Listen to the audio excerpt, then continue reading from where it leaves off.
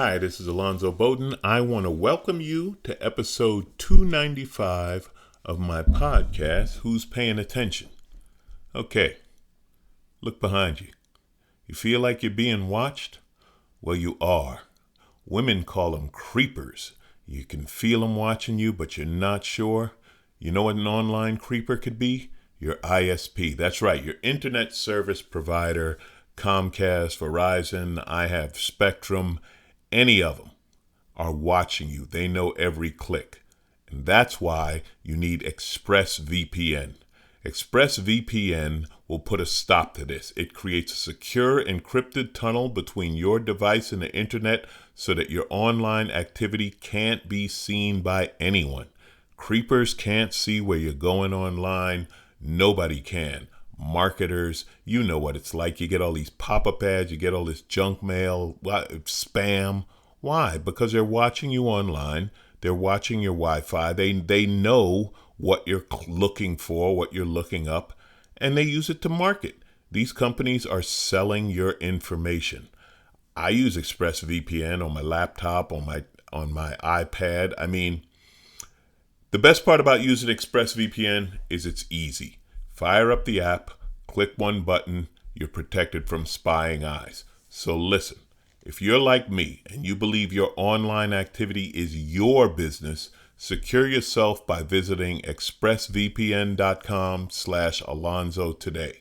Use my exclusive link, expressvpn.com/Alonzo, and guess what? You get an extra 3 months free. That's expressvpn.com/Alonzo. Keep your privacy online. Thank you. And now, having said that and thanking ExpressVPN for making this podcast happen, let's get into it. So, the big news this week, obviously, are the Senate confirmation hearings, and man, I am using that term loosely, of Amy Barrett. Now, we know what the deal is. They're trying to rush her through the Senate confirmation because more and more it's looking like Trump's going to lose, and they want to get her in there before this happens. Here's the thing. It's all a farce, right? Amy Klobuchar, you got to look this up. Look it up on YouTube. Google it. Amy Klobuchar's opening statement, where she talked about what a sham these hearings are. I joke about this all the time. I talk about this all the time, but it's different when a senator versus a comic calls Senate hearings a sham. But she talked about it, and she talked about the hypocrisy of them rushing this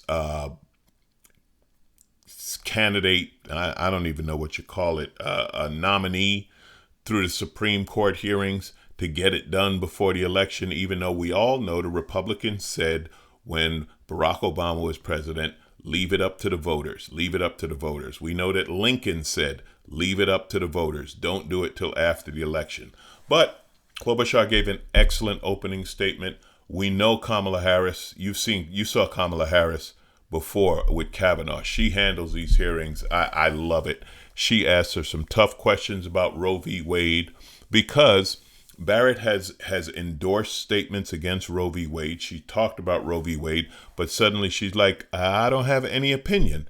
And she also hit her up about the Affordable Care Act, also known as Obamacare. And, Kamala Harris is she's good at this. She was a prosecutor for a reason. And she said, how long after Judge Barrett criticized Justice Roberts for upholding the ACA did Trump nominate her for the Court of Appeals? See, that's what happened. She's publicly criticized the ACA, and now she says she has no opinion. And of course, Amy said, I don't remember how long that took. It didn't take long. So things that she has spoken out about, the ACA, Roe v. Wade, suddenly she has no opinion. She doesn't remember. Cory Booker hit her and pressed her on racial bias inherent in the legal system, and she finally agreed that she basically said any legal system this big is likely to have bias in it. But, they weren't the only ones asking tough questions, because Ted Cruz jumped right in there. You know, Ted Cruz, he's a tough one. And he asked Barrett some tough questions like, I'm quoting these questions, I'm not making this up. How long have you played the piano? Do the kids do piano lessons as well? You and your husband have 7 kids. How did you manage that with the distant learning? What was that like in the Barrett household? What advice would you give little girls? Those were the questions that he asked the Supreme Court nominee. You know, I love the fact that women like Amy Klobuchar and Kamala Harris are leading the charge against this. But we know what's going to happen. They've already got the votes. They said they got the votes, and they're going to ram her through. But I did read one question, and I love this question only because I hadn't even thought of this, and it makes so much sense. An opinion piece written by Wajahat Ali asked a simple question. What if Amy Coney Barrett were Muslim? Suddenly, everything would be different. Now, the Republicans have used this technique and it worked. Okay, what they're doing, they've been accusing the Democrats of using Amy Barrett's religion against her. Now, not one Democrat has mentioned her religion, but that's what they're accusing of, because once you say that, then if any Democrat mentions religion, it's playing into their, oh, you're attacking a religion. Now, they should, because this group that she's a part of, what's the name of this cult? Somewhere. People of Praise. Yeah, it's a cult. All right, listen. They were calling women handmaids until the movie came out. They oppose abortion. They oppose gay rights. They oppose marriage equality. Former members of the cult have said that women must give themselves to men. They must have sex with their husband whenever he says. That a man is in charge of the household and a woman must do what he said. And they also said, interestingly, they want women to go out in these positions of power to protect the religion. It's a cult, all right? But he brought up great points. Imagine if it were a Muslim. Imagine if it were a Democrat and a Muslim. Are you kidding? You think the Republicans wouldn't be all over it? Listen, they've already, you know, every Muslim candidate, right? When they talked about Ilhan Omar, and you have guys like Glenn Beck talking about you better make sure she's not working with her enemies, and then Jeannie Pirro, and yeah, I'm quoting Fox News because these are the leaders of the Republican Party, she questioned whether her religious beliefs were in opposition to the Constitution, this being the Muslim woman. Even, Ben Carson, and do we really give a shit about Ben Carson? Well, we have to, because he's in the cabinet. So Ben Carson talked about Muslim judges being schizophrenic. Ben Carson said on Facebook, I could never support a candidate for president of the United States that was Muslim and had not renounced the central tenet of Islam, Sharia law. Okay? But the same year he wrote that, Barrett sent an open letter to Catholic bishops saying, and I'm not going to read all of this, but I'll give you an idea. We give witness to the church's teachings on the dignity of the human person and the value of human life from conception to natural death, on the meaning of human sexuality, the significance of sexual difference and the complementary of men and women, on openness to life and the gift of motherhood, and family founded on an indissoluble commitment of a man and a woman, provide a guide to Christian life, blah, blah, blah. You get the point? And yet they're not supposed to mention her religion? Yeah, right. I mean, listen, if your religion runs your life, that's fine. That's your choice. That's your freedom. Part of the United States, part of America, part of the Constitution. But if you're a judge, maybe you shouldn't have such extreme beliefs, right? also she's what they call an originalist, meaning she sticks to the original words and intentions of the Constitution, which makes things like, I don't know, Roe v. Wade, even Brown versus Board of Education, kind of at risk. Now, they're not going to go after Brown versus Board of Education, but Roe v. Wade, trying to ban abortion, I think they'll test it again. They're definitely going after the Affordable Care Act. They're going after pre-existing conditions. All these things that she says she knows nothing about. It's funny how these people make it so far. You know, she's a Rhodes Scholar, by the way. Not a Rhodes Scholar as in being going to Oxford University in England, but graduating from Rhodes College in, I think, Tennessee or Mississippi somewhere. I don't know where the hell it is. But anyway, Rhodes Scholar, yeah. But anyway, these people are very intelligent and very accomplished. She's a law professor at Notre Dame University, yet she doesn't seem to have heard of this. What is this Affordable Care Act you speak of? What is this abortion? Roe v. Wade? I've no opinion. I've never heard of these things. That should disqualify you. The fact that you don't have an opinion. The fact that you pretend not to have an opinion on these things. It'd be like, wow. If you're not familiar with the Affordable Care Act and pre-existing conditions, maybe you're too dumb to be a Supreme Court judge. And I'm not saying she's too dumb to be a Supreme Court judge, but I am saying she's full of shit. And Supreme Court judges shouldn't be. You guys know that, and by the way, I'm not watching these confirmation hearings. It's another thing where I can't waste hours of my time listening to bullshit. So I get the highlights. It's like sports. I get the highlights at the end of the day. I read that rather than watch because I can't be bothered listening to people lie to me for hours. Okay. Supposedly, and I guess experts know these things, the biggest lie of the day, isn't that great? That's a contest now. The biggest lie of the day came from Senator Mike Lee, a Republican from Utah. And Lee said the judiciary is the one branch of the federal government that is not political. Yeah. Okay, that's why we talk about conservative and liberal judges and care about which party nominates them, because they're not at all political. Yeah. So if you want to watch. I don't know what to tell you.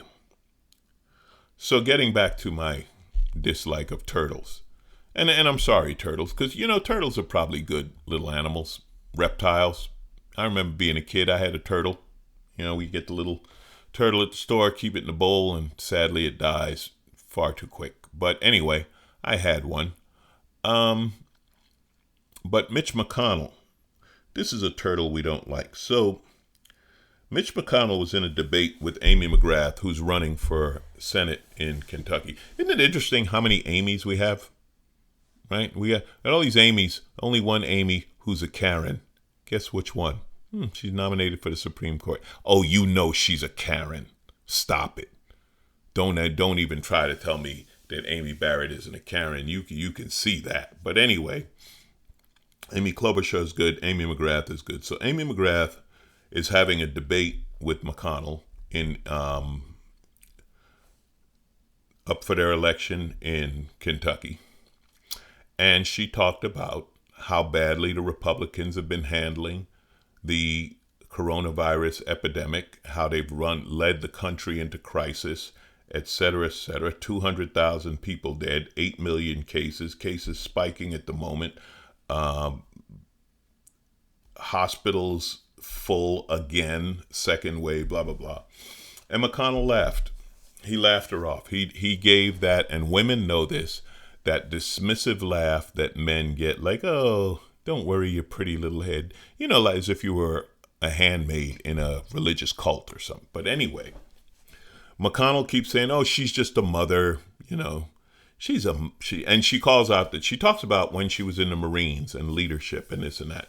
She was a Marine and she is a mother. And basically they say that McConnell basically dismisses her as her only two things. She says she's a mother and a Marine, but she really doesn't know what's going on. Let me tell you something. This woman's a mother and a Marine, you know what, McConnell? She's already got more balls than you ever will. She's got more balls than you ever will. And I don't say that in a dismissive way toward femininity. I say that toward, you want to talk about two tough fucking jobs? Being a mother and being a Marine? Are you fucking kidding me? I've met both. I've met mothers and I've met Marines, and they are tough. Tougher than McConnell's little turtlenecked ass. I'll tell you that any day. You know why? Because they have an honor code and they're accountable. Who's more accountable than a mother taking care of kids? They seem to love the other Amy who has 7 children. And, well, yeah, how are those 7 kids doing in the piano lessons? That's an important mother. She could be on the Supreme Court. But this mother who is a Marine, what does she know?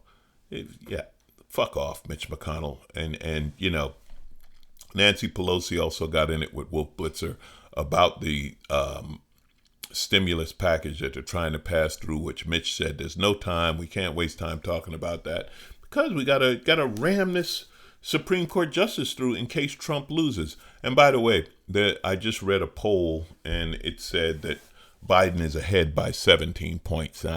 Don't believe the hype. Don't believe the hype. Vote, because you know they've got all kind of hijinks and shenanigans. They have the court on their side. So you're gonna have to. You can't just win the elections. You have to win by a large enough margin so that if they take it to court, you still win, right? It's like playing basketball against 7. It's 5 on 7 because you're playing the other 5 and the 2 referees. So, and I'm going to get into this because voting is very important right now. And you know what? I told you, if it wasn't important, they wouldn't be trying so hard to stop you from doing it. Even here in California, California, the electoral votes are going to go Democrat. Everybody knows that. But even here, they're trying. And one of these happened in a neighborhood where I used to live, in the neighborhood of Santa Clarita. There have been numerous complaints about unauthorized ballot drop boxes in Los Angeles, Orange, and Fresno counties. And it appears from social media posts, and that's where the pictures are being shown, California Republicans have set them up to collect ballots. What they're doing is they're setting up these boxes that look official and saying, drop your ballot here. And they're putting them in churches, and they're putting them outside the Republican headquarters, and they're putting them around. And you know, I'm sure people are dropping their ballots in there thinking that they're, and obviously what they're going to do is they're going to look. And if it's a Democratic ballot, something tells me it might get lost. Might get lost somehow. And to the point that they're shutting these down. They know about them. Like I said, in Santa Clarita, they did it at church. Santa Clarita is like a development community outside. It's huge. It's a lot of housing developments, but they built this suburban community about 50 miles north of Hollywood. I had a house there, nice house, brand new, 3-bedroom. 3-bedroom, 4-bath, something like that. It was a big ass house. Prices are good, and I hated it. I hated living out there. I was surrounded in suburbia. Horrible mistake, and I was punished. I lost a lot of money. You guys have heard me talk about it. My real estate strategy, buy high, sell low.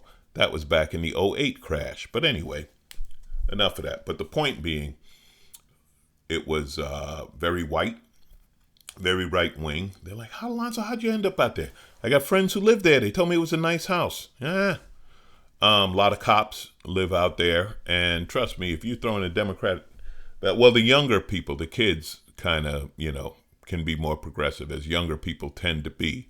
But those fake ballots. So you have that. You have, last week I talked about it, where these 2 Republican operatives were calling and threatening people about, don't answer your mail and don't send your mail-in ballot because they're going to use it to track you for your credit or your, warrants or whatever. That was also being done by Republicans.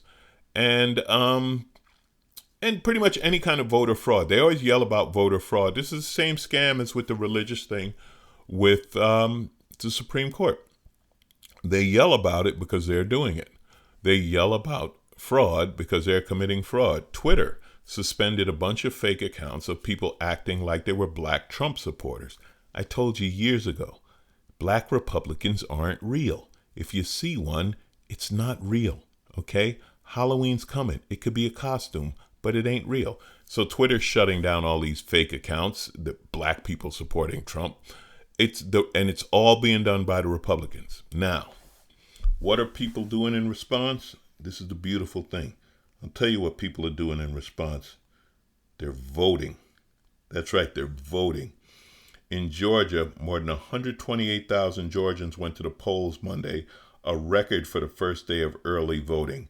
And they're doing everything they can. You know, in Texas, in Georgia, and places, they're limiting the places you can drop off your ballot to make it harder. You see these pictures of all these lines of people waiting to vote. But you know what? They are waiting to vote, and they are voting. So kudos to these people. I saw one picture it was somewhere in Louisiana, and there were actually armed black people looking like one of these crazy white gang militias. These black people were there to make it safe for black people to vote. And all I could think is, it's 2020. It's 2020. You really need armed people to make it safe to vote. And I'm not saying they weren't needed. I'm saying it's a damn shame that that's necessary. But these people are still voting. And that is what's just killing the Republicans. They just absolutely hate it. There's nothing worse than people actually voting, because the more people that vote, the less chance they have of winning. That's just how it's been and how it's going. So keep voting. Keep voting early. Let them know. Don't let them intimidate you. Don't let them stop you. And again, I'm sorry. I know it's easier for me to say that living in LA where it's, blue, and nobody's trying to intimidate me from voting, and I'm not going to drop my mail-in ballot anywhere but the post office. But, if you see a box on the corner that says official ballot drop box, it isn't, and don't drop yours in there. All right. I think I'm done with all that. I mean, I could go on. Listen, I can give you bad news stories and political liars for as long as I want. We could go over this for hours, but you could find that out. So let's shift. Sports. The Lakers won. LeBron won. The Lakers won the NBA championship. Not the same as winning, when you're traveling in the full playoffs and everything. The NBA played in the bubble.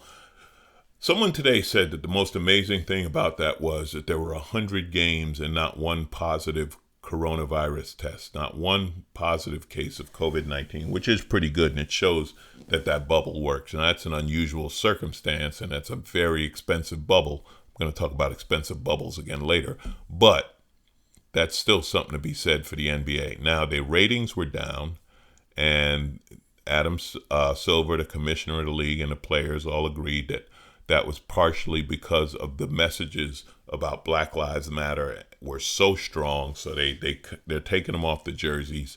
They left them on the court for now, and next season they'll come up with different ways, and that's okay. The protest got a lot done, especially providing basketball arenas as voting places. So it was good. But getting away from the politics and all that, LeBron won. LeBron James wins another championship. I'm happy for him. I know you're saying, Alonzo, you're a Clipper fan. I am a Clipper fan, but I'm also a LeBron fan.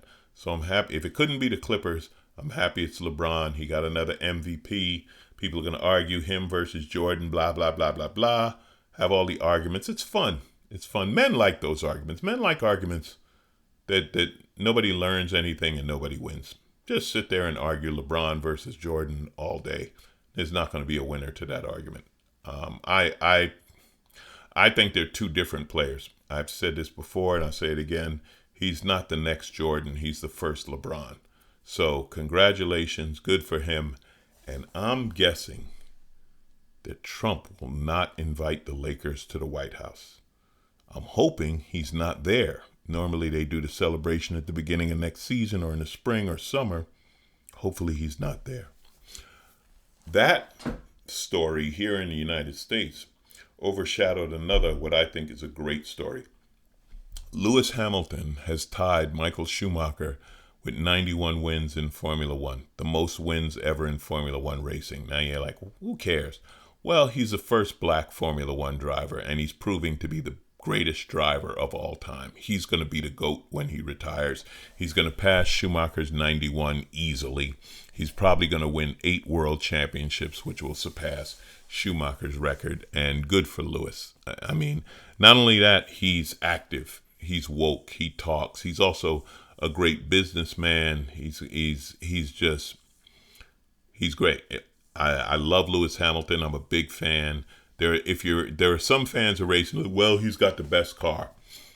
Formula One racing, and I've lost some of you now because you could care less. But just know that this is something. It's like watching history, right? It's like watching Serena Williams. You don't have to be a tennis fan to watch Serena Williams and know, like, wow, this is special. This woman is an amazing, generational, historic talent in tennis.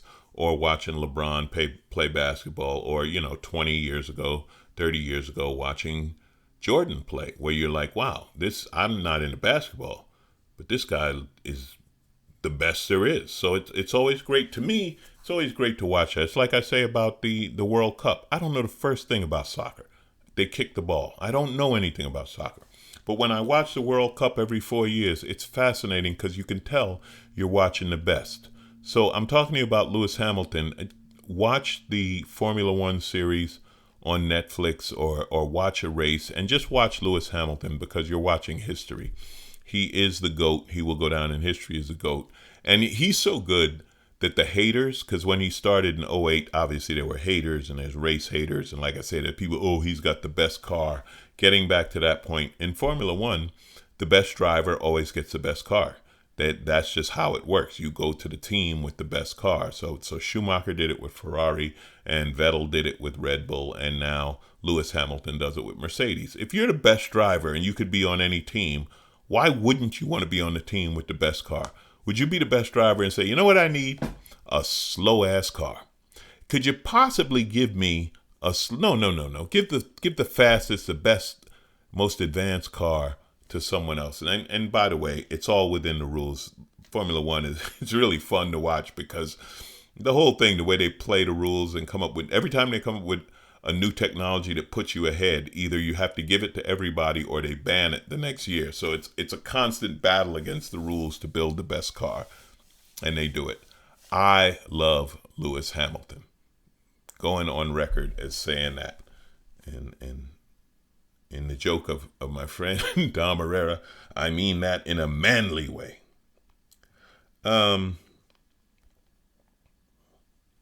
Here's a story. What would you do? What would you do if you found a suitcase in the basement stuffed with 500,000 euros, which would be about $700,000? Yeah.